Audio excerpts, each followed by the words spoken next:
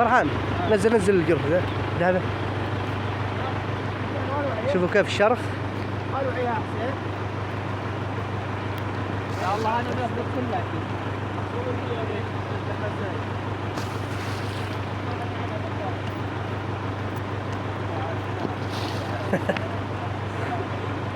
هذا قوي عاده ماسك.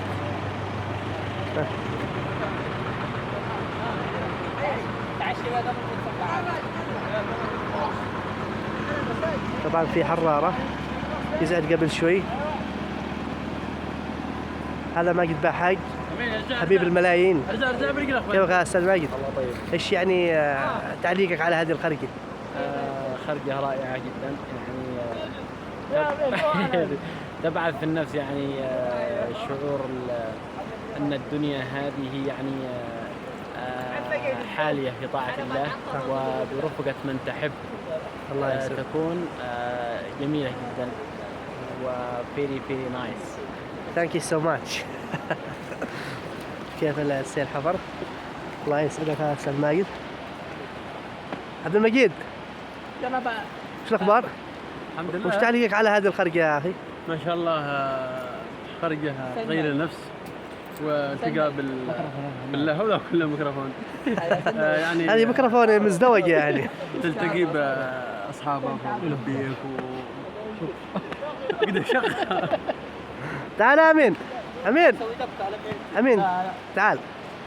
تعليقك على هذه الخرقة يا اخوي. تعال يا حسين. سبحانك اللهم وبحمدك اشهد لا اله الا انت استغفرك ونتوب اليك. الله يجزاك خير. مسك الله. حسين تقرا مخرج. تعال يا ابو خضره. تعال. ما شاء الله والله اجواء حلوه. البرشا ورحله ما شاء الله مع الشباب عبد المجيد الله والاخ ماجد طارق. الله ما شاء الله يديم هذه النعمه علينا ان شاء الله. امين يا الله. امين. طبعا من حلاوه الرحله الوجيه الطيبه. الله يسلمك. حياكم الله. سلمك. طارق وعدنا نحن ننزل نتسبح. والله اني يا اخي راح على بالي يا اخي، لكن ان شاء الله تنعاد باذن الله. بدل فره كذا. ما انا قلت له قبل شوي قلت هل ننزلها فره ولا حتجاوب معي. ستوب رايح. طبعا هذه الارض اللي عاد حرثها قبل شوي ما شاء الله بعد الزراعه. وهذا السد وهذاك السد اخذ السيل جزء منه. طبعا هنا هذه تله رم يعني طين. رويكم مزارع العنبة ان شاء الله تعالى. طارق لا طلع ولا يقول شوف هنا.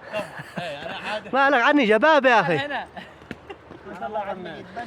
قال عبد ربه منصور نحن هنا اين انتم؟ طبعا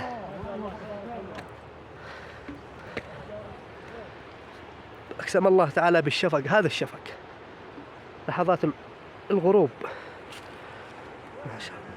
ما شاء الله. طبعا هذه شجرة الأراك التي ذكرها الله في القرآن. قال الله عن أهل سبأ وأبدلنا